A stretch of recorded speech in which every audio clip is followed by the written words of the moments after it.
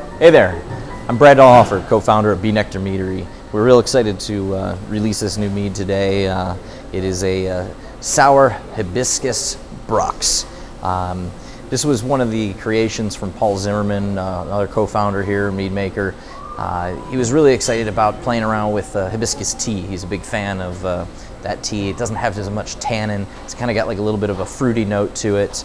And so he thought that it would lend itself really well to like a 100% Brettanomyces fermentation. But of course he couldn't leave it well enough alone, so he ended up aging it and partially even fermenting it in a 15-gallon bourbon barrel. So we're bottling that up today. We've got about a 15-gallon batch. I've got a glass of it here. You can see it's got a really nice color. Almost looks a little like a beer. Hibiscus has got a nice reddish hue to it, the tea. So I'm pretty sure that's where all that color is coming from. We used orange blossom honey for this as well.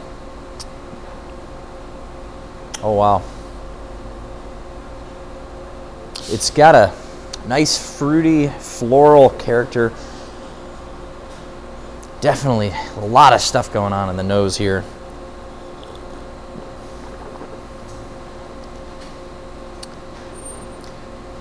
It's not really sour. It smells like it's gonna have a little sourness to it. There's a faint sourness in the taste, but it's not super sour. It's not really that sweet either. Very well balanced, and man, it's interesting. It's got an incredible flavor to it. Wow, I just have to sip and think about this. The Brett character is really coming through, and you know, in this Brett, it's lending more of like a funk character to it. You know, this isn't kind of like the lactobacillus type of fermentation. It's going to give you a lot of high acidity, real sour, puckery kind of stuff. It's just really well balanced with the sweetness.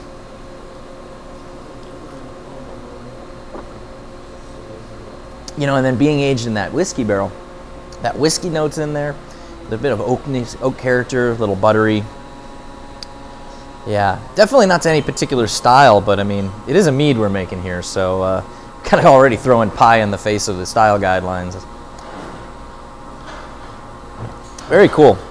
So basically the way it's made is we put the hibiscus tea in the water that we were going to use to dilute the honey with. Soak that overnight. Got a good hibiscus tea essentially made, cold soaked. And next day pull the tea out, and we used orange blossom honey. Mixed that all in, and then pitched our Brett.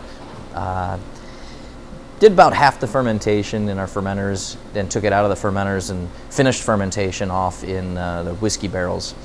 I say that whiskey barrel definitely adds something completely unique and different to this. I think without the barrel, it would be a lot brighter. It might even have more of like what you'd consider like a lambic style to it.